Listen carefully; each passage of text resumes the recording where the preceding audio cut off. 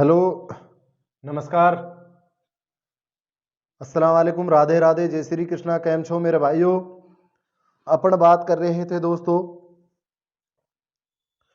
राष्ट्रीय आंदोलनों को लेकर।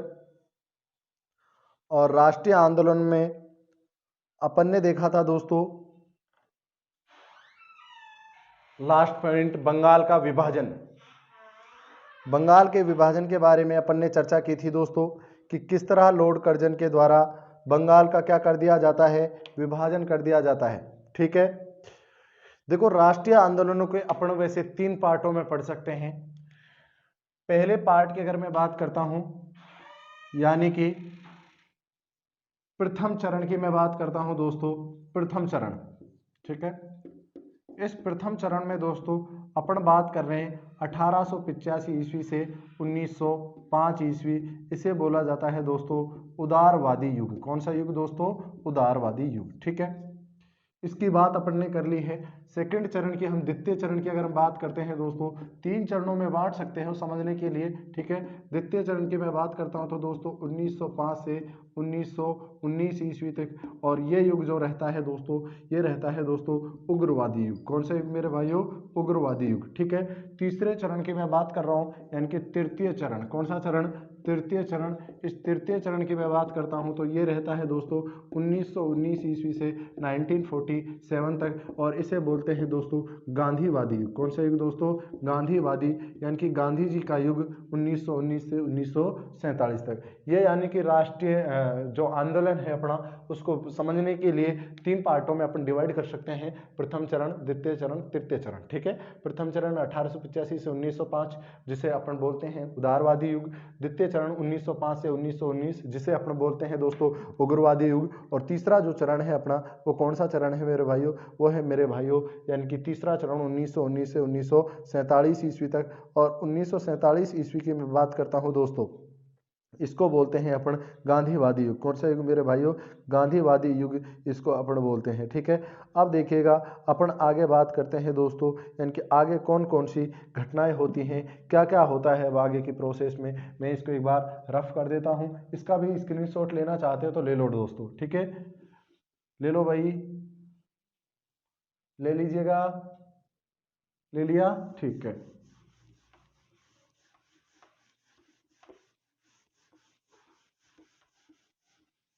देखिएगा दोस्तों, जैसे ही बंगाल का विभाजन होता है, बंगाल का विभाजन हो गया 16 अक्टूबर 1905 को। और पूरे बंगाल में दोस्तों कांग्रेस या बंगाल वासी जो लोग थे उनके द्वारा दोस्तों क्या मनाया जाता है? शोक दिवस मनाया जाता है। यानी कि इतने प्यारे भले जो बंगाल है दोस्तों, उसका विभाजन अंग्रेजों को द्वारा क्यों कर दिया गया। उस संदर्भ में दोस्तों रविन्द्रनाथ टैगोर ने आमार सोनार बंगला गीत गाया, जो कि वर्तमान में दोस्तों बांग्लादेश का क्या है मेरे भाइयों? राष्ट्रीय गीत है। क्या है दोस्तों? राष्ट्रीय गीत है। अब आगे की घटनाओं के बारे में अपन जिक्र करते हैं दोस्तों, यानी कि मैं बात कर रहा हूं दोस्तों, एक पार्टी हमारे सामने आती है और उस पार्टी का नाम रहता है दोस्तों मुस्लिम लीग। कौन सी लीग मेरे भाइयों? मुस्लिम लीग। मुस्लिम लीग की स्थापना होती है 30 दिसंबर 1906। 30 दिसंबर 1906 ईस्वी को दोस्तों स्थापना जो होती है, यानी कि जो इसके संस्थापक हैं उनका नाम आता है मेरे भाइयों। संस्थापक के नाम की अगर मैं बात करता हूं कि सर मुस्लिम लीग का संस्थापक कौन है, तो मुस्लिम लीग का संस्थापक आता है दोस्तों सलीमुल्लाह खां। कौन दोस्तों? सलीमुल्लाह खां। ये सलीमुल्लाह खां जो है दोस्तों, ये कहाँ का नवाब है? ये है दोस्तों ढाका का नवाब। कहाँ का नवाब? ढाका का नवाब। ढाका का नवाब सलीमुल्लाह खां के द्वारा दोस्तों, ढाका के नवाब सलीमुल्लाह खां के द्वारा मुस्लिम लीग की स्थापना कर दी गई 30 दिसंबर 1906 ईस्वी को। और इसका जो प्रथम स्थायी अध्यक्ष बनाया गया दोस्तों, प्रथम स्थायी अध्यक्ष जो बना दिया गया, वो बना दिया गया था मेरे भाइयों आगा खां को। किसको बना दिया गया था? आगा खां को।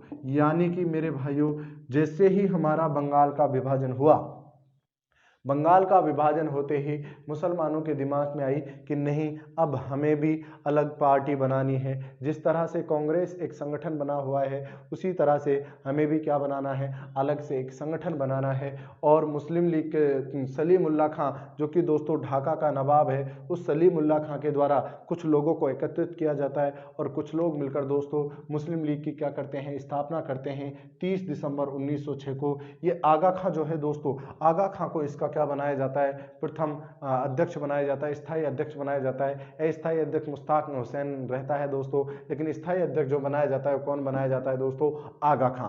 अब क्या होता है, उस समय भारत के वायसराय थे दोस्तों मार्ले और भारत के वायसराय थे मिंटो। उनसे मिलने के लिए आगा खां जाता है और आगा खां उनसे मांगता है दोस्तों, क्या मांगता है मेरे भाइयों, उनसे मांगता है पृथक निर्वाचन मंडल। क्या मांगता है दोस्तों, पृथक निर्वाचन मंडल। पृथक निर्वाचन मंडल यानी कि separate election commission. Separate election commission की डिमांड कर लेता है दोस्तों कौन, यानी कि मेरे भाइयों आगा खां क्या कहता है कि नहीं नहीं, हमें कांग्रेस के साथ नहीं रहना, हमें किनके साथ रहना है, हमारी तो अलग से पार्टी है। और अलग से पार्टी कौन है, यानी कि मुस्लिम लीग। मुस्लिम लीग पार्टी को आप क्या दे दो, पृथक निर्वाचन मंडल दे दो। क्या दे दो दोस्तों, पृथक निर्वाचन मंडल दे दो। ये बात कौन बोल रहा है, आगा खां बोल रहा है। कौन बोल रहा है मेरे भाइयों, आगा खां ये बात बोल रहा है सेपरेट इलेक्शन कमीशन कि हमारे भी जो चुनाव है वो अलग से होने चाहिए। यानी कि दोस्तों हम सब हमारा जो नेतृत्व कर रही थी वो एक कांग्रेस संगठन कर रहा था, लेकिन ऐसा हुआ बंगाल विभाजन के बाद में हमारी धीरे धीरे मुसलमान जो है अलग से एक पार्टी खड़ी कर लेते हैं, अलग से एक पार्टी बना लेते हैं। और वही पार्टी दोस्तों अब मुसलमानों का नेतृत्व करेगी दोस्तों। कांग्रेस और मुस्लिम लीग दोनों अलग अलग पार्टियां हैं दोस्तों, लेकिन जो कांग्रेस के साथ मुसलमान सदस्य जुड़े हुए थे वो मुसलमान सदस्य कांग्रेस के साथ जुड़े हुए थे। ऐसा नहीं था कि कांग्रेस से वो नाराज होकर, कांग्रेस संगठन से वो नाराज होकर मुस्लिम लीग उन्होंने बनाई हो, नहीं, ये जो मुस्लिम लीग बनाई थी ये अलग से ही सदस्यों ने बनाई थी, ना कि कांग्रेस के मुस्लिम सदस्यों ने बनाई थी दोस्तों। अब एक तरह से मैं कहूंगा कि मुसलमानों का जो नेतृत्व कर रही है वो कौन करेगी, मुस्लिम लीग करेगी, जबकि कांग्रेस जो है दोस्तों वो पूरे भारत का नेतृत्व कर रही है, वो मुसलमानों का भी नेतृत्व करेगी और वो हिंदुओं का भी नेतृत्व करेगी। लेकिन एक तरह से डायरेक्शन डाल दिया गया है कि कांग्रेस जो है अब हिंदुओं का नेतृत्व कर रही है और मुसलमानों का जो नेतृत्व करेगी वो कौन सी लीग करेगी दोस्तों, वो मुस्लिम लीग करेगी। 30 दिसंबर 1906 को दोस्तों मुस्लिम लीग की स्थापना हो जाती है सलीमुल्लाह जो कि ढाका का नवाब है उसके द्वारा, और इसके प्रथम स्थायी अध्यक्ष जो बना दिए जाते हैं किसको बना दिया जाता है दोस्तों, आगा खां को। और इस आगा खां के द्वारा किसकी डिमांड की जाती है कि कुछ लोगों को जाकर अपने साथ कुछ लोगों को इकट्ठा करता है आगा खां, और इकट्ठा करके दोस्तों शिमला में पहुंच जाता है। शिमला में मार्ले साहब बैठे थे और वहां जाकर बोलता है कि मार्ले साहब हमें तो क्या दो, पृथक निर्वाचन मंडल। मजे आ जाते हैं साहब अंग्रेजों को तो चाहिए यही था, क्योंकि वो चाह रहे थे कि अपने लिए पहले तो इनको अपन अलग करेंगे, फिर अपने लिए धीरे धीरे क्या करने लग जाएंगे, डिमांड करने लग जाएंगे, अपने लिए अलग अलग मांग करने लग जाएंगे। तो भाई साहब यहाँ अंग्रेजों के तो मजे आ गए, बोले जो राजनीति अपन ने खेली थी वो तो क्या हो गई है, सक्सेस हो गई है, अपन को तो मजे आ रहे हैं, इनके मुसलमानों को जो चाहिए था वो अपन क्या देंगे, क्योंकि दोस्तों ये तो देंगे, क्योंकि इनको तो अपन हिंदू और मुसलमान को क्या बढ़ानी है, बीच में दूरी बढ़ानी है दोस्तों। अब क्या होता है आगे दोस्तों, एक अधिवेशन होता है और उस अधिवेशन के स्क्रीनशॉट ले लो मेरे भाइयों, बाकी तो याद तो आपके हो गया होगा, ठीक है, ये लो स्क्रीनशॉट, ठीक है, देखिएगा नोट्स साथ में तैयार करो। स्क्रीनशॉट में तो तुम जब स्क्रीनशॉट देखोगे बीच में जानू डिलो फोटो आ जावे तो उन देख में लग जावे, है ना, हाँ, फिर बोलो गुरुजी ने क्या बताया है उसको छोड़ देते हैं, ठीक है। अब देखो एक अधिवेशन होता है दोस्तों और उस अधिवेशन का नाम रहता है मेरे भाइयों सूरत अधिवेशन। कौन सा अधिवेशन, सूरत अधिवेशन, ठीक है। सूरत अधिवेशन के बारे में आपने सभी ने सुना होगा। चलो सूरत अधिवेशन की मैं बात करता हूँ। सूरत अधिवेशन हुआ है दोस्तों 1907 में। कब हुआ है, 1907 में। इस सूरत अधिवेशन की जो अध्यक्षता की है दोस्तों, अध्यक्षता की अगर मैं बात करता हूँ कि सर अध्यक्षता किसके द्वारा हुई है, तो इसकी अध्यक्षता हुई है मेरे भाइयों रास बिहारी बोस। किसके द्वारा, रास बिहारी बोस के द्वारा सूरत अधिवेशन की अध्यक्षता होती है। और इस अधिवेशन में कांग्रेस जो है दो पार्टों में डिवाइड हो गई दोस्तों। एक का नाम आता है दोस्तों नरम दल। कौन सा दल, नरम दल, और जिसे बोलते हैं दोस्तों उदारवादी। कौन से वादी, उदारवादी। और दूसरा है मेरे भाइयों गरम दल। कौन सा दल, गरम दल। और इसी गरम दल को बोलते हैं मेरे भाइयों उग्रवादी। कौन सा दल दोस्तों, उग्रवादी दल, ठीक है। इस उग्रवादियों में नाम मिलते हैं, आपने कई बार पढ़े होंगे सर कौन कौन से नाम मिलते हैं, ठीक है, लाल बाल पाल के नाम से जानते हैं ना, हाँ, लाल बाल पाल और एक व्यक्ति और रहता है जिसका नाम रहता है दोस्तों, प्रमुख रूप से 4 ही आते हैं, लाला लाजपत राय, बाल गंगाधर तिलक, विपिन चंद्र पाल और अरविंद घोष। ठीक है, एक बार पुनः रिपीट कर रहा हूँ। देखो, सूरत अधिवेशन 1907 में होता है, अध्यक्षता करता है घोष, सॉरी ये बोस नहीं है मेरे भाइयों, ये है रास बिहारी घोष। कौन है? रास बिहारी घोष। रास बिहारी घोष के द्वारा अध्यक्षता की जाती है। अब इधर मैं गरम दल की बात कर रहा हूँ सर, गरम दल के नेता कौन कौन है? देखो, लाल है, बाल है, पाल है, घोष है। लाला लाजपत राय, बाल गंगाधर तिलक, विपिन चंद्र पाल, अरविंद घोष। ये रास बिहारी घोष अलग है, ये अरविंद घोष अलग है। ठीक है, लाला लाजपत राय, बाल गंगाधर तिलक, विपिन चंद्र पाल और अरविंद घोष। क्लियर यहाँ तक? कोई दिक्कत? ठीक है। सूरत अधिवेशन में सर कांग्रेस जो है वो 2 पार्टों में क्यों डिवाइड हो गई? क्या रीजन था?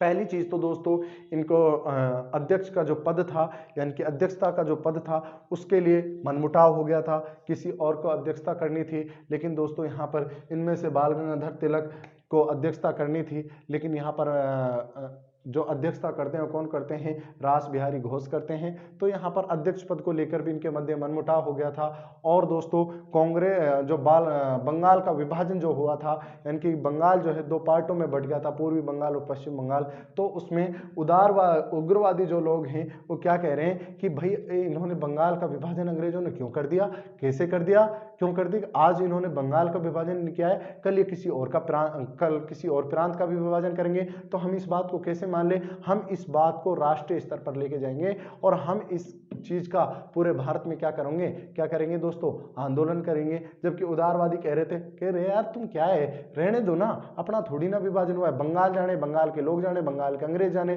बंगाल का विभाजन हुआ है, अपने कोई मतलब नहीं है। यानी कि दोस्तों इनकी जो थिंकिंग थी, इनकी जो सोच थी, उस सोच में दोस्तों फर्क था। अब मैं नरम दल और गरम दल का एक सीधा सा उदाहरण ले लूँ आपके सामने।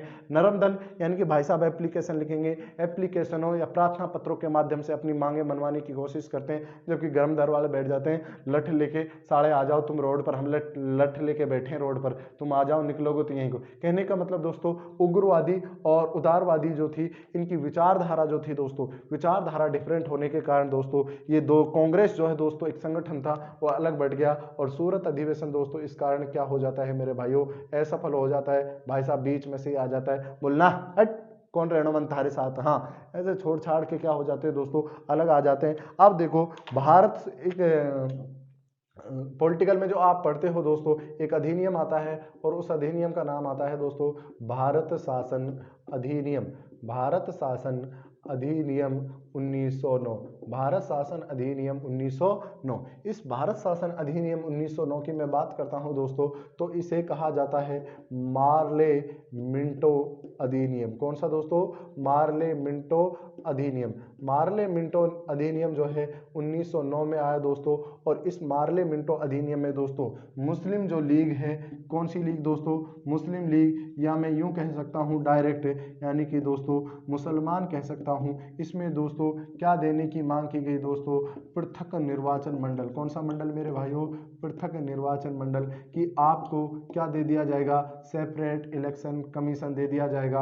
अरे भाई अंग्रेज तो यही चाह रहे हैं कि जल्दी से जल्दी मुसलमानों के लिए क्या दे दिया जाए? सेपरेट इलेक्शन कमीशन दे दिया जाए, ताकि आपस में लड़ाई होती रहे, अपन को कोई मतलब नहीं है, इनके मध्य क्या हो जाए? दूरी बढ़ जाए, फूट डाल दो और अपन आराम से क्या करते रहेंगे? राज करते रहेंगे। देखिएगा, सूरत अधिवेशन हुआ है 1907 ईस्वी में, किसकी अध्यक्षता में? रास बिहारी घोष की अध्यक्षता में। सूरत अधिवेशन में कांग्रेस जो है दोस्तों वो 2 पार्टों में क्या हो जाती है? अलग हो जाती है। नरम दल और गरम दल, लाल बाल पाल और घोष जो है दोस्तों, यानी कि ये गरम दल के नेता है लाला लाजपत राय, बाल गंगाधर तिलक, विपिन चंद्र पाल, अरविंद घोष। भारत शासन अधिनियम आता है, जितनी हिस्ट्री से रिलेटेड बात है वही बता रहा हूँ, बाकी आप पूरा का पूरा किस में पढ़ोगे? पॉलिटिकल में पढ़ोगे। भारत शासन अधिनियम 1909, जिसे मार्ले मिंटो अधिनियम 1909 कहा गया है, इसमें मुस्लिम लीग या मुसलमानों को क्या दे दिया गया दोस्तों? पृथक निर्वाचन मंडल। क्या दे दिया गया मेरे भाइयों? पृथक निर्वाचन मंडल। अब आगे की घटनाओं के बारे में अपन जिक्र करते हैं दोस्तों।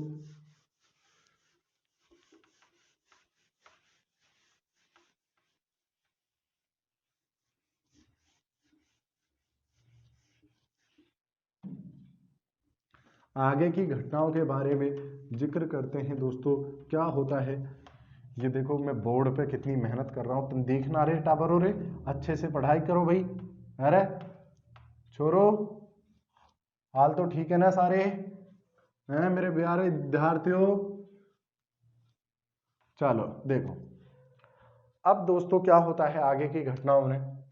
1911 ईस्वी की बात आती है दोस्तों। 1911 ईस्वी में जॉर्ज पंचम, देखो यानी कि 1911 ईस्वी में एक दरबार लगता है दोस्तों, और वो दरबार लगता है दोस्तों यानी कि दिल्ली दरबार। कौन सा दरबार मेरे भाइयों? दिल्ली दरबार। 1911 ईस्वी में दिल्ली दरबार लगता है। दिल्ली में एक भव्य दरबार लगाया जाता है दोस्तों। दिल्ली में भव्य दरबार लगाया जाता है कब दोस्तों? 1911 ईस्वी में। किसके द्वारा ये भव्य दरबार लगाया जाता है दोस्तों? वायसराय लॉर्ड होर्डिंग के द्वारा। किसके द्वारा दोस्तों? Lord hoarding. Viceroy Lord hoarding के द्वारा 1911 में एक भव्य दरबार लगाया जाता है। और वो भव्य दरबार जो लगाया गया था वो किसके स्वागत के लिए लगाया गया था दोस्तों? वो लगाया गया था मेरे भाइयों जॉर्ज पंचम। और ये जॉर्ज पंचम कौन है? ये जॉर्ज पंचम मेरे भाइयों इंग्लैंड के सम्राट है। कहाँ के सम्राट? इंग्लैंड के सम्राट के स्वागत के लिए दिल्ली में एक भव्य दरबार लगाया जाता है। और इनकी रानी आती है जिसका नाम आता है क्वीरी मेरी।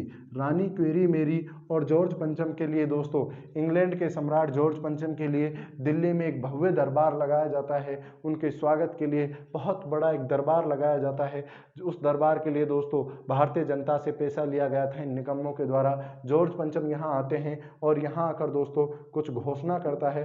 सर कौन कौन सी घोषणा करता है? पहली घोषणा करता है कि बंगाल का जो विभाजन हुआ है, बंगाल का विभाजन जो हुआ है उस विभाजन को क्या कर देना चाहिए? रद्द कर देना चाहिए। बोले ठीक है, लेकिन बंगाल में से दोस्तों दो प्रांत और अलग बना दिए जाए, असम और उड़ीसा। कौन कौन से? असम और उड़ीसा, दो प्रांत और अलग बना दिए गए। बंगाल का विभाजन जो है उसको क्या बोल रहा है कि रद्द कर दो, और दो अलग से और बना दो। कौन कौन से हैं? असम और उड़ीसा। दूसरी जो घोषणा की गई थी वो कौन सी घोषणा की गई थी मेरे भाइयों? यानी कि जो राजधानी थी उसका नाम था दोस्तों कोलकाता। कौन सी राजधानी थी दोस्तों? कलकत्ता राजधानी थी। बोलो कोलकाता से राजधानी को क्या कर दो दोस्तों? बदलना है। और राजधानी किसको बनाना है दोस्तों? दिल्ली को। और दिल्ली जो राजधानी बनी थी वो बनी थी मेरे भाइयों 1 अप्रैल 1912 को। 1 अप्रैल 1912 को दोस्तों कलकत्ता से अपनी राजधानी क्या बन गई थी मेरे भाइयों? दिल्ली बन गई थी। यानी कि मैंने दिल्ली दरबार की आपको बात बताई है कि 1911 ईस्वी में दिल्ली दरबार लगता है। और उस दिल्ली दरबार में उस समय जो वायसराय थे उनका नाम आता है दोस्तों लॉर्ड होर्डिंग। क्या नाम आता है दोस्तों? Lord hoarding. लॉर्ड होर्डिंग के द्वारा दोस्तों एक भव्य स्वागत के लिए दरबार लगाया जाता है। सर किसका स्वागत करना है? हमें स्वागत करना है जॉर्ज पंचम। जॉर्ज पंचम जो कि इंग्लैंड के सम्राट हैं, नए नए सम्राट बने हैं, जो कि भारत घूमने के लिए आए हैं। उनकी पत्नी है दोस्तों क्वीरी मेरी। दोनों यहाँ आ जाते हैं और इंग्लैंड के सम्राट दोस्तों जॉर्ज पंचम के द्वारा घोषणा की जाती है कि बंगाल के विभाजन को क्या करना है? रद्द करना है। बंगाल विभाजन को रद्द करना है, लेकिन उसमें से असम और उड़ीसा अलग प्रांत बना दिए गए। और एक महत्वपूर्ण घोषणा की गई दोस्तों, वो महत्वपूर्ण घोषणा थी कि जो राजधानी कलकत्ता थी उस राजधानी से कलकत्ता से किसको बनाना दोस्तों? दिल्ली को बनाना। और दिल्ली हमारी जो राजधानी बनी थी वो बनी थी दोस्तों 1 अप्रैल 1912 को। उसके बाद दोस्तों उसके बाद की घटनाओं के बारे में मैं जिक्र करता हूँ। सर उसके बाद कौन कौन सी घटनाएं होती हैं दोस्तों? 1913 ईस्वी की मैं बात करता हूँ। 1913 ईस्वी में दोस्तों एक पार्टी बनती है और उस पार्टी का नाम आता है दोस्तों गदर पार्टी। कौन सी पार्टी? गदर पार्टी। ये गदर पार्टी की जो स्थापना है 1913 ईस्वी में कहाँ पर होती है? San Francisco. ये सैन फ्रांसिस्को कहाँ पर है दोस्तों? अमेरिका में। सैन फ्रांसिस्को अमेरिका में गदर पार्टी की स्थापना होती है। सर किसके द्वारा होती है? लाला हरदयाल। किसके द्वारा मेरे भाइयों? लाला हरदयाल के द्वारा सैन फ्रांसिस्को में गदर पार्टी की स्थापना होती है। और इसके जो प्रथम अध्यक्ष के रूप में बनाया जाता है दोस्तों, प्रथम अध्यक्ष के रूप में किसे बनाया जाता है? प्रथम अध्यक्ष के रूप में बनाया जाता है दोस्तों सोहन सिंह भाखना को। किसको दोस्तों? सोहन सिंह भाखना। सोहन सिंह भाखना, या इसी को बोलते हैं दोस्तों मोहन सिंह आखना। सोहन सिंह भाखना या मोहन सिंह आखना को दोस्तों प्रथम अध्यक्ष बनाया जाता है। दोस्तों किसका बनाया जाता है मेरे भाइयों? गदर पार्टी का। नाम से ही पता चल रहा होगा कि सर गदर पार्टी क्या क्या कार्य करती है। यानी कि 1913 ईस्वी में गदर पार्टी की स्थापना होती है सैन फ्रांसिस्को अमेरिका में लाला हरदयाल के द्वारा, जिसके प्रथम अध्यक्ष सोहन सिंह भाखना या मोहन सिंह आखना को बनाया जाता है। इस गदर पार्टी के प्रमुख रूप से दो कार्य थे। कितने कार्य थे? प्रमुख रूप से दो कार्य थे। पहला कार्य था दोस्तों अंग्रेज अधिकारियों की हत्या करना। अंग्रेज अधिकारियों की क्या करना मेरे भाइयों? अंग्रेज अधिकारियों की हत्या करना। और दूसरा जो प्रमुख कार्य था वो था दोस्तों भारतीयों को क्या सप्लाई करना? हथियार सप्लाई करना। यानी कि भारतीयों को हथियार सप्लाई करना, भारतीयों को हथियार सप्लाई करना।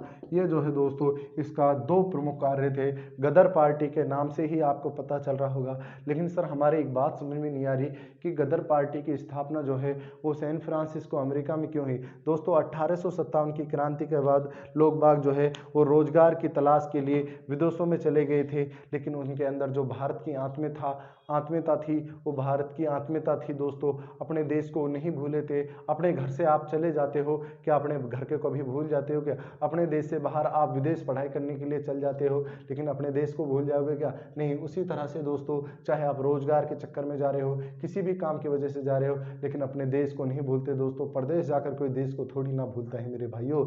तो उसी तरह से उस समय के भारतीय जो लोग थे, जिनमें लाला हरदयाल प्रमुख रूप से नाम आता है मेरे भाइयों, सैन फ्रांसिस्को अमेरिका में दोस्तों एक गदर पार्टी की स्थापना करता है। नाम से ही पता चल रहा होगा क्या काम होगा? अंग्रेज अधिकारी जो दिखे ठरका दियो, साड़े ने उल्टे पाम लटका दियो। हाँ। और दूसरा क्या? भारतीयों को हथियार सप्लाई करना। भारतीयों को क्या करना? हथियार सप्लाई करना, उनकी सहायता करना कि भाई जितने भी दिखे उधर ही मार दो, उधर ही मार दो। किनको दोस्तों? अंग्रेजों को। और दोस्तों इसके प्रथम अध्यक्ष के रूप में किसे बनाया गया था? सोहन सिंह भाखना को। किसको बनाया गया था दोस्तों? सोहन सिंह भाखना को। 1912 में भी 23 दिसंबर 1912 को एक दिल्ली में घटना होती है, जब 1911 में दोस्तों दिल्ली में दरबार लगा था। उसके बाद 1912 में दोस्तों एक घटना होती है, यानी कि लॉर्ड होर्डिंग पर क्या फेंक दिया जाता है? बम फेंक दिया जाता है, जिसमें मास्टर अमीर चंद रहते हैं, रास बिहारी बोस रहते हैं। और रास बिहारी बोस को दोस्तों उस दिल्ली बम कांड का, जो कि 23 दिसंबर 1912 को होता है, ये घटना 1911 और 1913 के बीच में है दोस्तों। 1912 की घटना है। रास बिहारी बोस को दोस्तों दिल्ली बम कांड का क्या माना जाता है? प्रणेता माना जाता है। जिसमें देखो मैं बता देता हूँ, हाँ, यानी कि 23 दिसंबर 1912 को दोस्तों दिल्ली में क्या होता है? दिल्ली बम कांड। कौन सा कांड मेरे भाइयों? दिल्ली बम कांड। इस दिल्ली बम कांड में जो बम फेंका गया था वो किस पर फेंका गया था? लॉर्ड होर्डिंग पर, जिसमें ये साला बच जाता है। इनकी उम्र बहुत ज़्यादा बताई जाती है, अंग्रेज जो थे, लेकिन इसका जो महावत है वो महावत मारा जाता है। ठीक है दोस्तों, महावत मारा जाता है। किसका दोस्तों? लॉर्ड होर्डिंग का। और दिल्ली बम कांड का जो प्रणेता माना गया है, वो प्रणेता माना गया है मेरे भाइयों रास बिहारी बोस। किसको माना गया है? रास बिहारी बोस। लेकिन भाई साहब फरार हो गया, और फरार होके कहाँ चला गया? जापान। कहाँ चला गया दोस्तों? जापान। ये यानी कि अब अपन दोस्तों एक महत्वपूर्ण व्यक्ति के बारे में बात करेंगे, और वो रहेगा दोस्तों अपना कौन? गांधी जी। दिल्ली दरबार लगा, दिल्ली में बम कांड हुआ, और 1913 में कौन सी पार्टी बना दी दोस्तों? गदर पार्टी। ठीक है, स्क्रीनशॉट लेना चाहते हो आप, ले लो मेरे भाइयों। जॉर्ज पंचम जो है आकर कुछ घोषणाएं करता है। सर कौन कौन सी घोषणा करता है वो आपको मैंने बता दी है। ठीक है, देखो मिटा दो भाई इसको, ये लो मिटा दो गुरुजी, मिटा दो। मिटा दिया रे टावरो। चलो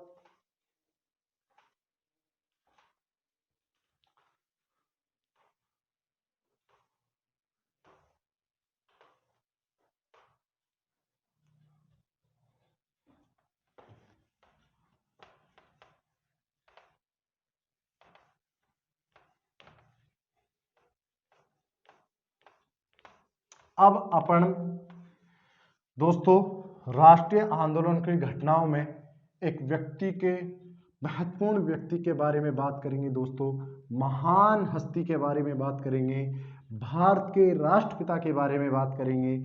और भारत के राष्ट्रपिता यानी कि दोस्तों महात्मा गांधी। कौन से गांधी? महात्मा गांधी। चलिएगा देखो, गांधी जी की स्पेशल बात करते हैं अब। गांधी जी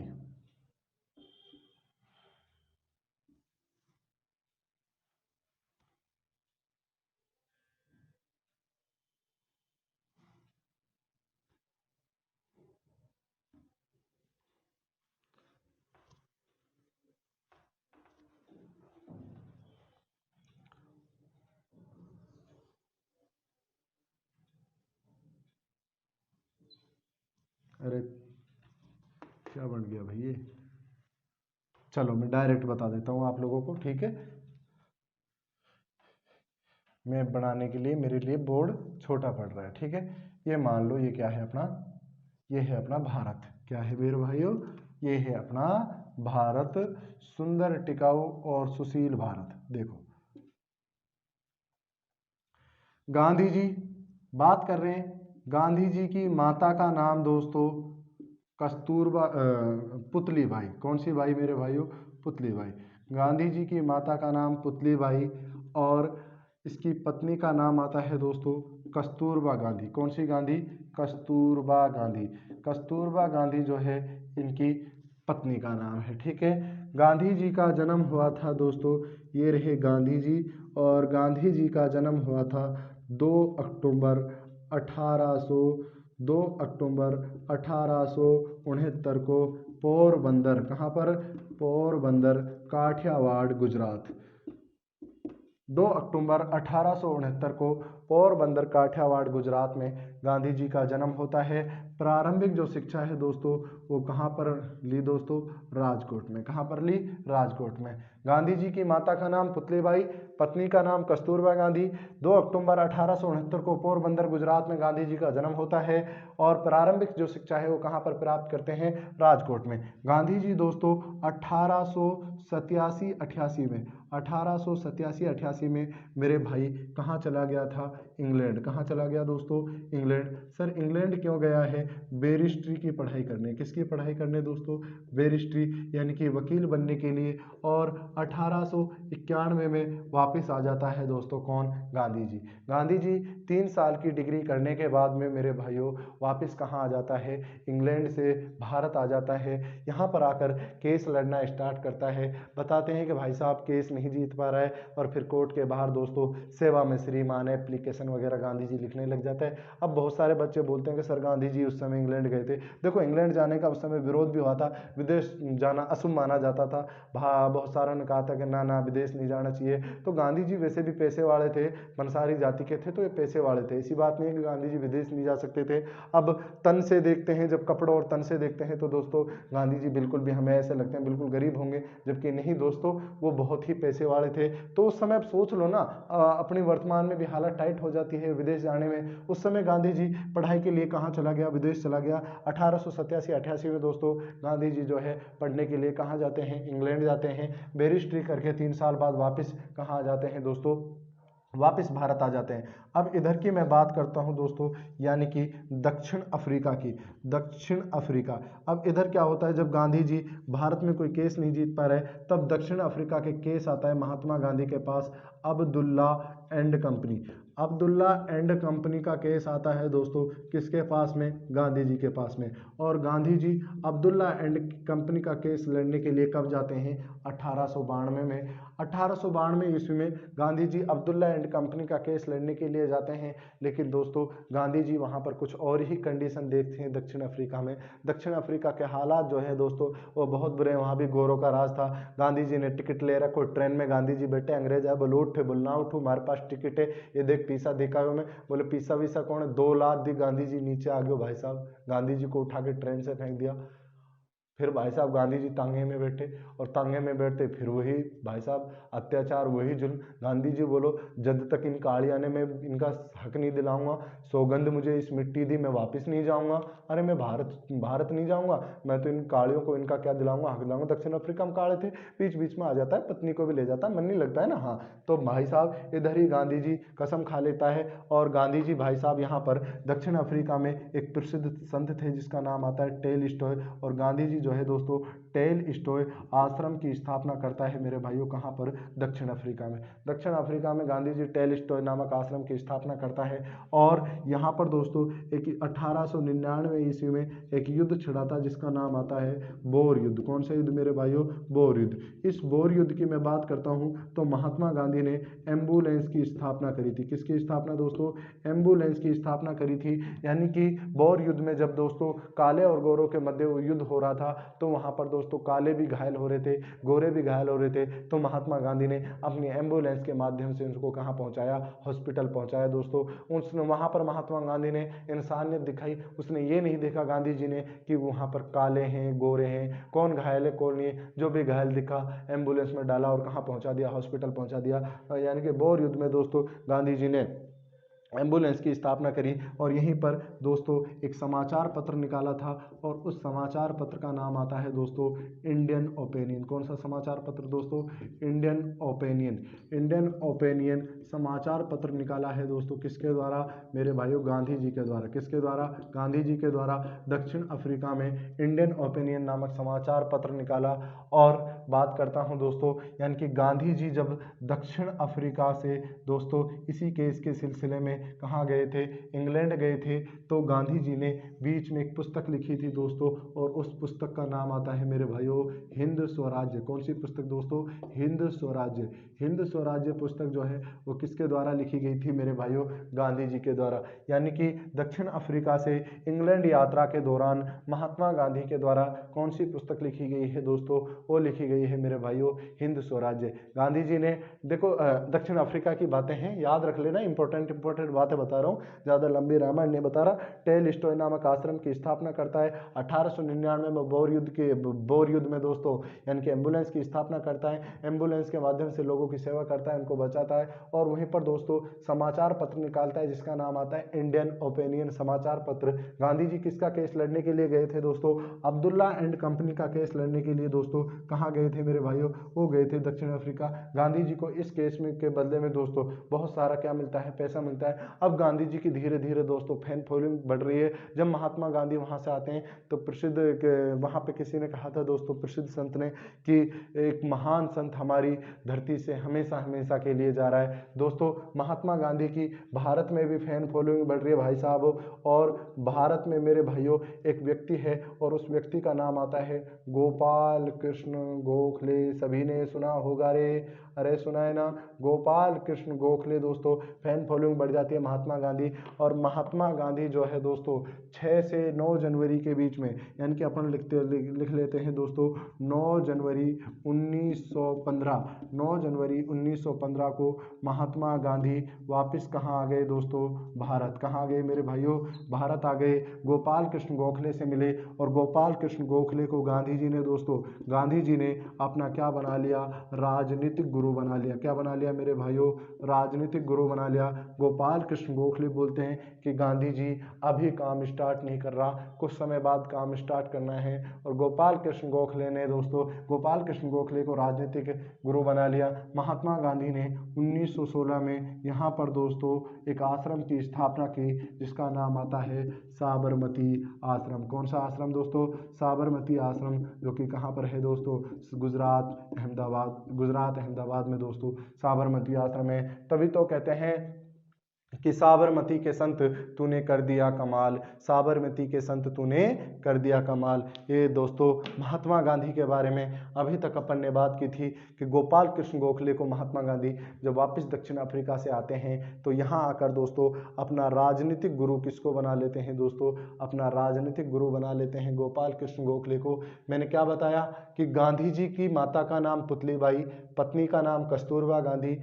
गांधी जी का जन्म 2 अक्टूबर 1869 को पोरबंदर काठियावाड़ गुजरात में होता है। प्रारंभिक शिक्षा राजकोट में होती है। उच्च शिक्षा बैरिस्ट्री की पढ़ाई के लिए 1887-88 में कहाँ चले जाते हैं? इंग्लैंड। प्रत्येक डिग्री लगभग 3 साल की होती है। 3 साल की डिग्री इनके 1891 ईस्वी में वापस कहाँ आ जाते हैं? भारत आ जाते हैं गांधी जी। और यहाँ पर आकर केस वगैरह लड़ने लगते हैं लेकिन सफलता उतनी नहीं मिलती है। फिर एक दक्षिण अफ्रीका का केस आता है दोस्तों, अब्दुल्ला एंड कंपनी का केस, जिसमें गांधी जी को बहुत सारा क्या मिल रहा था दोस्तों? पैसा मिल रहा था। अब गांधी जी अब्दुल्ला एंड कंपनी का केस लड़ने के लिए दक्षिण अफ्रीका जाते हैं और दक्षिण अफ्रीका में गांधी जी क्या देखते हैं? गांधी जी कालों के साथ अत्याचार देखते हैं। तो उधर ही गांधी जी सौगंध खा लेता है, सौगंध मुझे इस मिट्टी दी, मैं वापस नहीं जाऊंगा जब तक इन कालिया ने इनका हक नहीं दिलाऊंगा। गांधी जी यहीं पर दोस्तों सौगंध खा लेता है, टोलस्टॉय नामक आश्रम की स्थापना करता है और एक इंडियन ओपिनियन नामक से समाचार पत्र निकालता है। इसी सिलसिले में दोस्तों इस खेल के सिलसिले में गांधी जी दक्षिण अफ्रीका से इंग्लैंड की यात्रा की थी,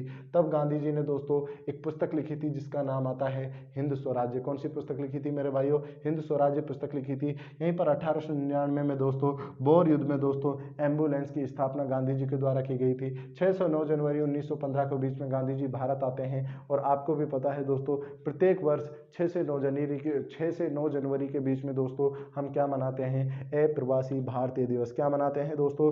अप्रवासी भारतीय दिवस मनाते हैं। महात्मा गांधी आते हैं और अपना राजनीतिक गुरु जो बना लेता है वो गोपाल कृष्ण गोखले को बना लेता है। किसको बना लेता है दोस्तों? गोपाल कृष्ण गोखले को अपना राजनीतिक गुरु बना लेते हैं मेरे भाइयों। कौन? गांधी जी। और यहाँ पर आकर दोस्तों 1916 में गांधी जी कौन से आश्रम की स्थापना करता है? साबरमती आश्रम की। कौन से आश्रम की दोस्तों? साबरमती आश्रम की। थैंक यू दोस्तों। अब अपने अगली क्लास में, राष्ट्रीय आंदोलन की अगली क्लास में अपन जो बात करेंगे वो बात करेंगे मेरे भाइयों यानी कि गांधी जी के चंपारण आंदोलन को लेकर।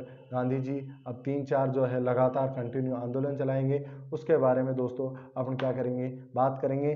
तब तक के लिए दोस्तों धन्यवाद। मिलते हैं नेक्स्ट क्लास में। Bye bye, take care, love you all of you, bye.